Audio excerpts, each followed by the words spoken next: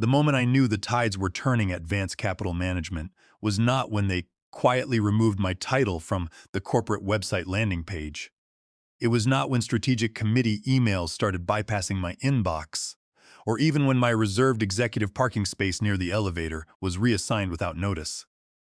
No, it was the damp Tuesday morning in late October, when I walked into our main floor boardroom for the quarterly strategy review, coffee mug in hand, and found Brianna Vance sitting in my leather executive chair. She had her ankles crossed on top of my mahogany table, neon acrylic nails clicking rhythmically across my personal tablet, and a look of amused disdain floating behind oversized designer glasses. She popped her peppermint gum with a soft click and glanced up as if I were a delivery person who had wandered into the wrong conference suite. "Didn't you receive the broadcast update, Julian?" Brianna asked, her tone dripping with fake sweetness. "We are pivoting toward next-gen brand alignment. Old-school legacy management is being phased out. For context, my name is Julian Henderson. I am 51 years old, and I spent 16 uninterrupted years building the financial compliance architecture for Vance Capital Management in downtown Chicago. I was the person who stayed awake for 48 straight hours during the market liquidity panic of 2012, ensuring our institutional accounts remained compliant, while our chief executive officer, Carlton Vance, was vacationing in St. Bart's. I coached dozens of junior analysts through complex portfolio reconciliations like a patient mentor with a ledger. I had handled 2 hostile takeover attempts, shielded the firm during a messy insider trading investigation, and negotiated key institutional partnerships without ever raising my voice or demanding a spotlight. Yet here I was, standing by the doorway of my own boardroom, being treated like an uninvited spectator at my own career funeral. I did not flinch. I did not raise my voice or give Brianna the emotional outburst she was clearly hoping to document for her social media followers. I simply smiled politely, gave a brief nod, and walked over to the side wall near the water pitcher. In corporate finance, you learn very quickly to stay silent when people are swinging dull knives. Brianna Vance was 24 years old, fresh out of a 6-week digital marketing boot camp, and moderately famous on social video platforms for reviewing luxury-scented candles and overpriced skincare products. Her uncle was Carlton Vance, our chief executive officer. Carlton had recently become obsessed with youth culture and corporate disruption, convincing the board that Vance Capital needed a complete digital makeover to attract younger investors. To accomplish this, he created a brand new title for Brianna, Senior Vice President of Next Gen Vision and Digital Synergy. She possessed zero background in financial instruments, regulatory compliance, or fiduciary law. She believed market volatility could be smoothed over with trendy slogans and aesthetic social posts. Within her first month, she referred to me in front of the entire trading desk as institutional Uncle Julian, laughing as she explained to new hires that I was like an ancient filing cabinet sitting in a paperless office. To her, 16 years of institutional discipline was mere clutter. What she failed to realize, and what Carlton never bothered to verify, was just how deeply rooted that filing cabinet remained within the legal foundation of the entire company. Over the next 3 weeks, Carlton began echoing Brianna's superficial rhetoric during executive meetings. "We need agile leaders, Julian," Carlton told me one afternoon in the hallway, adjusting his silk tie. "You are remarkably steady, but you lack nimble energy. The market wants bold storytellers now. Nimble energy." I had guided Vance Capital through 2 major federal regulatory audits and authored our entire risk mitigation framework, yet my value was suddenly being measured by my enthusiasm for trending hashtags. Soon after, HR informed me that my office was being repurposed into a creative collaboration hub. They moved my desk to a windowless interior cubicle near the copy machine, which I shared with a 3-foot-tall potted succulent named Greg. Still, I did not resign. When you spend 16 years weaving a complex tapestry, you do not slice the threads the moment someone spills ink on the border. You sit back, watch the mistakes accumulate, and carefully preserve the records. I documented every skipped compliance check, every misfiled transaction memo, and every single digital campaign Brianna launched that skirted federal financial advertising guidelines. I kept these records not out of malice, but out of professional precision. I knew that unchecked arrogance in a regulated industry always consumes itself. The breaking point arrived on a rainy Monday when I received a company-wide calendar notification titled Leadership Alignment and Horizon Realignment. I was not listed as a speaker or an attendee. Attached to the invite was a promotional banner featuring Brianna posing in my former corner office, sitting behind my desk with her boots on the wood. The caption read, "Taking the Throne. New Era Unlocked." I stood near the copy machine, looking at the broadcast photo on my computer monitor. The lighting in the photo was sharp and professional, but even the highest quality filter cannot conceal structural rot when the wrong person claims the crown. My colleagues watched me out of the corners of their eyes, expecting a confrontation. Instead, I saved a high-resolution copy of the image to my encrypted external drive, labeled it Exhibit A, and quietly closed my email client. In the high-stakes realm of corporate governance, early outbursts are for amateurs. True professionals wait until every piece of evidence is neatly cataloged before taking a single step. The first time Brianna Vance took credit for my institutional work, the absurdity was almost impressive. During a quarterly meeting with our Risk Oversight Committee, she presented a comprehensive portfolio stress testing model. It was my model, the exact framework I had labored over for 11 months following the market adjustments of 2020. She rebranded it as her proprietary AI intuition engine, speaking with absolute confidence while I sat 4 chairs down the mahogany table, quietly sipping lukewarm coffee. I waited for someone in executive leadership to intercede, or at least point out that I had published that exact framework in our internal compliance journal the previous autumn. But the room remained silent. One senior partner even nodded approvingly, murmuring about how refreshing it was to see traditional risk management modernized by young talent. I maintained my composure. When you are preparing a comprehensive legal defense, you let your opponent pile up as many public misrepresentations as possible. The following week, Brianna hosted a firm-wide culture synchronization webinar. Her opening slide was titled Legacy versus Visionary. Under the legacy heading was a gray picture of a manual typewriter next to a frowning icon, which everyone in the room recognized as an indirect reference to my department. She declared that Vance Capital had outgrown conservative caution, advocating for rapid expansion into speculative digital assets and tokenized investment vehicles. Then came the structural rumors. Internal Slack channels were suddenly restricted, and access permissions were modified without advance warning. A master database I had maintained for over a decade, containing high net worth, client profiles, compliance flags, and historical tax structures, was migrated to Brianna's digital team. When I attempted to log in on Wednesday morning, my credentials returned an access denied prompt. My name had been systematically removed from the file edit history, as if my 16 years of labor had never occurred. I scheduled a brief meeting with Carlton Vance. He did not look up from his computer screen when I entered his office. "Julian," he sighed, leaning back in his leather chair, "you have been a dependable steward of our core administrative systems. But we are no longer in a stewardship phase. We are in an aggressive expansion phase. Brianna speaks the language of modern capital. You translate old paperwork. Trents what, exactly?" I asked calmly. He offered a thin, patronizing smirks. "You are essential infrastructure, Julian. But infrastructure does not sit at the head of the boardroom table. Don't take it personally." Bad Strakar. I had saved this firm from catastrophic regulatory fines 7 months ago when an offshore transaction error threatened our entire corporate license. But I did not argue. I simply noted his words, mentally filing them into the detailed record I was assembling. The definitive blow arrived in late November. Vance Capital was in the final stages of negotiating a $50 million acquisition and merger with a prominent European asset management group. The merger required absolute regulatory transparency, complete officer authorization records, and clean compliance trails. I was reviewing the draft disclosure documents when I noticed that my name had been completely excluded from the executive signatory list. That exclusion was not merely disrespectful. It was a profound legal oversight.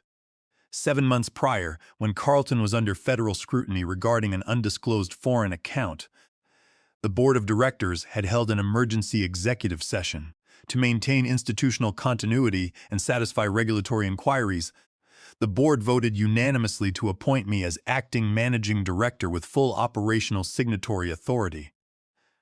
The appointment memo explicitly stated that my authority would remain active until formally revoked by a documented board resolution, following a comprehensive review. That and a formal board revocation had never taken place. I searched through every email archive, board minute summary, and HR update from the past 7 months. No resolution had ever been introduced, drafted, or voted upon. On Thursday morning, as I walked toward the building entrance, my security access badge failed to open the turnstile. The glass doors remained locked. A junior security guard approached me sheepishly with a clipboard, avoiding eye contact. "I have been instructed to escort you to HR to collect your personal items," he said quietly. "No formal discussion?" I asked. "Just administrative protocol," he replied. My corner office door had already been updated with a new frosted glass sign reading Executive Innovation Suite. Inside, Brianna was leaning against the window, posing for a photo while an associate held a ring light. My framed professional commendations and photos from our 2014 Comanches had been discarded in a cardboard box near the door, replaced by pastel motivation posters. 2 facilities workers handed me a single cardboard container containing my personal belongings. They looked uncomfortable, as though they were executing a procedure they knew was fundamentally flawed. I did not raise my voice, demand an immediate exit interview, or create a scene in the lobby. I placed my security badge on the marble counter, smoothed the front of my blazer, and walked calmly out of the building. As I stepped onto the downtown Chicago sidewalk, the crisp autumn air felt remarkably refreshing against my skin. The city noise seemed quiet compared to the internal storm brewing inside Vance Capitol. I pulled out my mobile phone, looked at the screenshot of Brianna's Took the Throne post, and typed 4 words into my private notes app, "Forward 1 SEC filing." Brianna had claimed the corner office, but she had completely forgotten to check who legally held the operational keys to the firm. I returned to my apartment, set the cardboard box of personal items near the entryway, and fed my cat. Then I cleared my dining room table, turned on a desk lamp, and brewed a large pot of black coffee. Within 20 minutes, my dining table was transformed into a structured legal research center.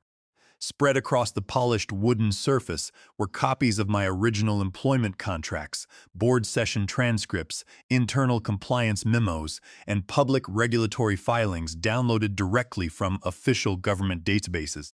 I began by cross-referencing the exact date of the board emergency vote from 7 months ago. On April 14th of that year, following the regulatory inquiry into Carlton's offshore account, the Board of Directors executed a formal resolution under corporate governance bylaws. That resolution appointed me, Julian Henderson, as acting managing director with primary operational and fiduciary oversight. The language was explicit. The acting managing director shall retain exclusive signatory authority over major asset transfers, regulatory disclosures, and corporate restructuring agreements until such time as the Board of Directors formally executes a written rescission. I examined every subsequent corporate filing. I pulled our firm's official Form ADV, the mandatory submission required by the Securities and Exchange Commission to identify key controlling officers and managing partners. There it was, plain as day. Julian Henderson, acting managing director, listed as an active controlling officer with full fiduciary authority. No amendment had ever been submitted to update or terminate that designation.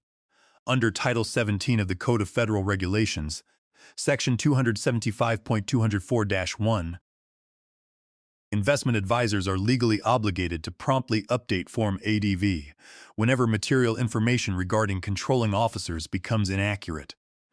Because Vance Capital had failed to file an amended Form ADV or execute a formal board rescission, I remained, in the eyes of federal regulatory bodies, the legally recognized operational authority of the firm. This created a catastrophic legal vulnerability for Carlton and Brianna. Over the past 3 months, Brianna had executed dozens of binding client contracts, authorized speculative digital asset initiatives, and signed preliminary merger disclosures for the $50 million European acquisition. But under federal corporate law and established contract doctrines, an individual lacking authorized officer status cannot execute binding agreements on behalf of a regulated financial institution. Because my authority had never been legally revoked, Brianna possessed zero legal standing to execute those documents. Every contract she had signed without my explicit written approval was subject to the legal doctrine of void ab initio, meaning invalid from the very beginning. Furthermore, Carlton's deliberate exclusion of my oversight while allowing an unauthorized individual to commit firm assets constituted a direct breach of fiduciary duty under federal standards. I also reviewed the intellectual property filings related to our risk assessment architecture. The proprietary risk model Brianna had presented to clients as her AI intuition engine was protected under federal copyright standards under Title 17 of the United States Code, Section 106. I had registered the underlying algorithmic structure under my own name as an independent professional work prior to its implementation at the firm. Brianna's public marketing of the software constituted explicit copyright infringement and commercial misrepresentation. At 10 o'clock on Friday morning, I made a brief telephone call to Clara Stone, a senior regulatory coordinator at the State Securities Enforcement Bureau with whom I had served on industry compliance panels for several years. "Julian," Clara said upon answering, "I heard whispers that Vance Capital underwent a management shakeup this week. Are you enjoying your retirement? I am currently examining some regulatory ambiguities, Clara," I replied calmly. Hypothetically, if a registered investment firm fails to amend its Form ADV following an internal reorganization, and an unverified party executes binding merger disclosures, while the designated acting managing director remains listed on official record, what is the regulatory position? Clara paused for several seconds, her tone shifting to professional seriousness. If the Form ADV is active and unamended, the listed officer retains legal fiduciary responsibility, and any unratified filings create an immediate compliance freeze.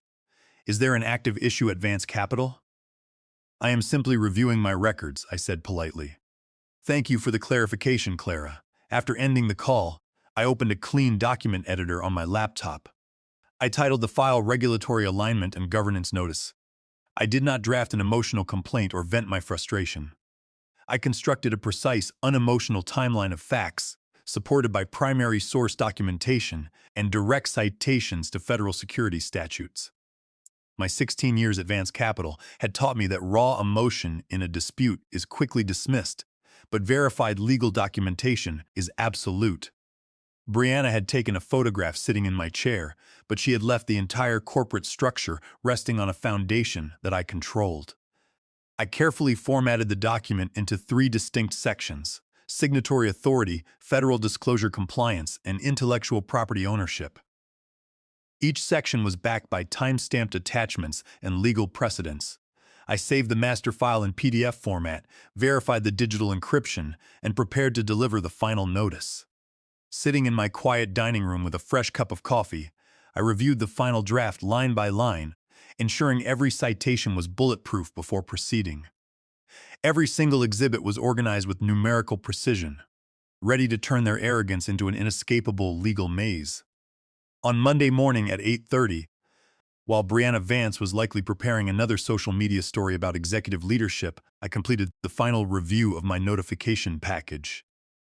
I attached 6 supporting documents: the April 14th board resolution, the unamended Form ADV filing from the federal database, my initial employment agreement, the registered copyright certificate for the risk framework, and the recent public disclosures signed by Brianna. I drafted a short, impeccably professional email addressed directly to Bennett Stone, the chief in-house legal counsel for Vance Capital.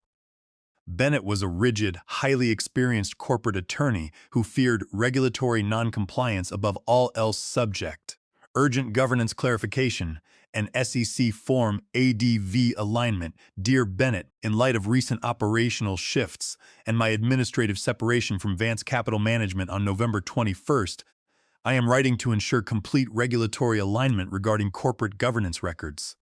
Per official documentation filed under SEC Form ADV and the unrevoked board resolution of April 14th, I remain listed as the active acting managing director with primary operational and fiduciary signatory authority. As no formal board rescission has been executed or filed under Title 17 CFR Section 275, my legal oversight responsibilities remain active under federal standards.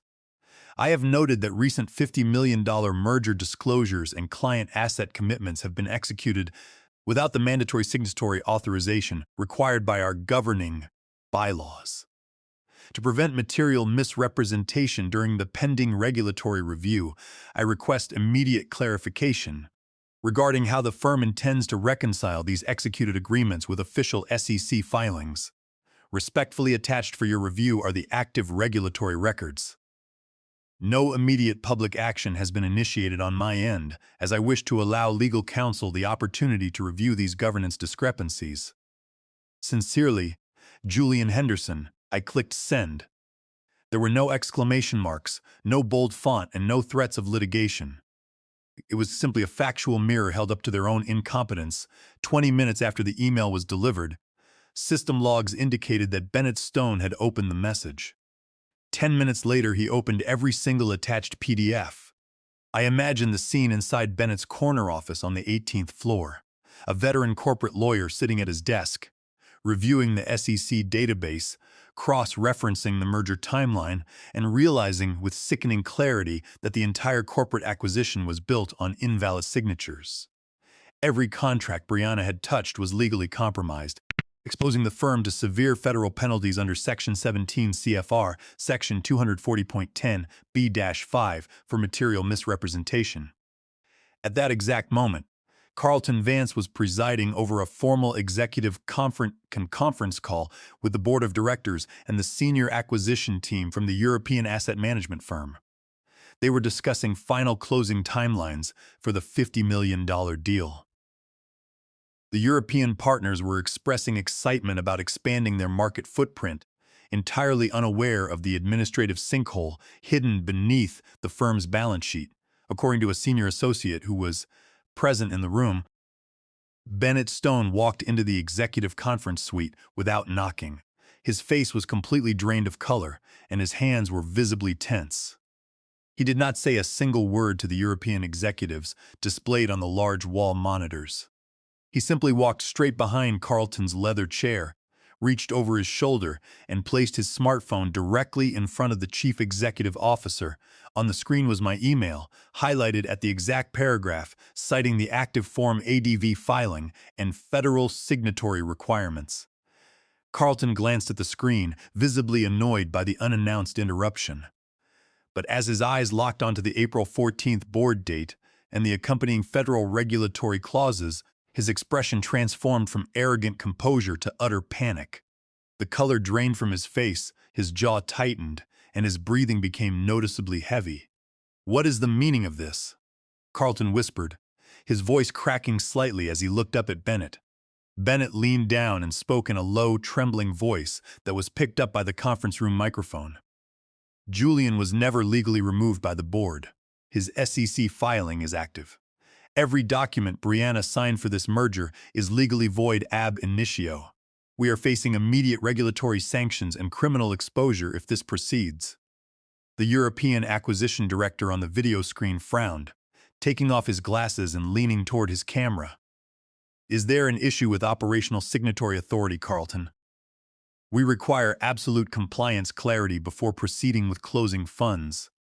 Carlton did not answer the video screen. He grabbed his desk phone with trembling hands, dialed my direct mobile number, and hit speakerphone in front of the entire boardroom. When the call went straight to my customized voicemail after 3 rings, Carlton slammed his hand against the polished mahogany table, pushed back his executive chair, and shouted at his legal team, "Call him! Find Julian and get him on the line right now! Offer him whatever he wants!" The silence that fell over the boardroom following Carlton's outburst was suffocating. The board members exchanged nervous glances, realizing that the 16-year veteran they had discarded was the only pillar holding up their corporate empire. The European partners quietly took notes, their initial enthusiasm evaporating into deep suspicion as they witnessed the total breakdown of executive authority. Bennett Stone stood motionless by the window, knowing that no amount of corporate public relations could smooth over a structural breach of this magnitude. My phone began vibrating on my dining room table at 9:15 Monday morning.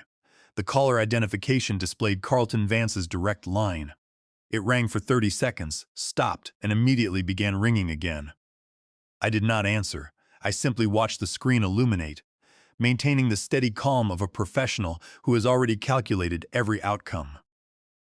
Over the next 45 minutes, I received 7 phone calls from Carlton, 4 urgent emails from Bennett Stone requesting an immediate in-person conference, and 2 text messages from senior board members offering to discuss an expedited financial settlement. They offered to restore my corner office, grant me additional equity options, and issue a formal public apology across internal channels. But in corporate finance, once a bridge is burnt by arrogance, you do not rebuild it for temporary crumbs. I did not enter into informal negotiations. Instead, I opened my email client and prepared my formal final submission. I attached the complete governance file along with my official notice of immediate resignation and fiduciary rescission. I addressed the message to 3 key entities: Bennett Stone at Vance Capital, the SEC Regional Compliance Director, and the Lead Regulatory Oversight Officer for the European Acquisition Group. In the body of the email, I stated that, due to persistent governance violations, unauthorized execution of corporate commitments by non-signatory personnel, and material breaches of fiduciary duty by executive leadership, I was formally terminating my employment and rescinding all fiduciary association with Vance Capital Management, effective immediately.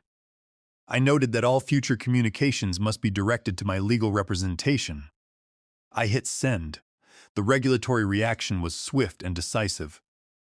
By 2 o'clock that afternoon, federal compliance officers issued a formal hold on Vance Capital's pending merger proceedings, citing unresolved governance disclosures and disputed signatory authority.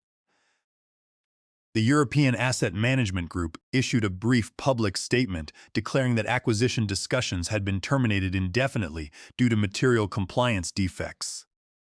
The news spread rapidly through the financial community. High-net-worth clients began demanding immediate portfolio audits. Charles Pennington III, our firm's largest individual private investor, formally transferred his $75 million portfolio to a competing wealth management firm before the close of business, stating publicly that he refused to entrust his legacy assets to an institution run by social media influencers. Internal sources confirmed that the board of directors convened an emergency session late Monday evening. Brianna Vance was stripped of her executive title and quietly removed from all corporate communications. Her digital marketing campaigns were deleted, and her access to the firm's systems was permanently revoked at 6 o'clock Tuesday morning.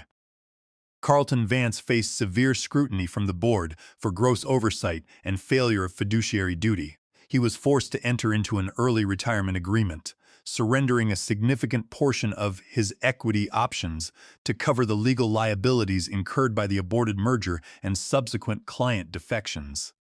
The board initiated a complete forensic audit of all department operations, questioning every transaction signed during Brianna's brief tenure. They realized too late that substituting social media clout for institutional governance had almost destroyed the company. The regulatory penalties alone wiped out 3/4 of their annual net profit projection. As for myself, I did not spend my time celebrating their downfall or engaging in public recriminations. On Thursday morning, I attended a breakfast meeting at a quiet restaurant in downtown Chicago with the managing partners of Kensington & Mercer, a premier institutional investment firm. They had tracked my compliance career for years and understood the precise legal discipline I brought to asset management.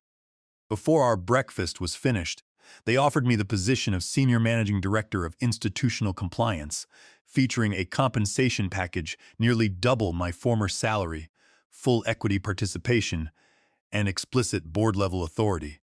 I accepted the offer with a firm handshake, knowing that my institutional standards would finally be valued in an environment that prioritized integrity over superficial trends.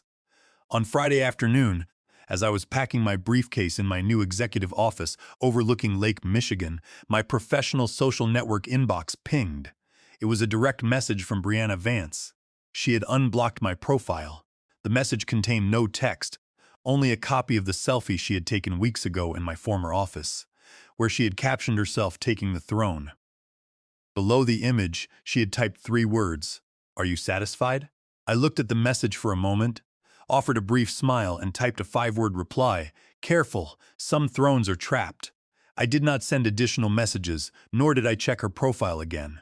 I closed my laptop, turned off my office light, and walked out into the evening sky, leaving the noise of corporate arrogance far behind. The system had worked exactly as designed, proving that in a world of temporary flash, structural precision always endures. As I walked along the Chicago waterfront, I took a deep breath of the cool lake breeze. 16 years of meticulous work had not been erased. It had simply cleared the path for a far greater future. True legacy is never built on titles or decorative offices, but on the unyielding integrity of one's professional record.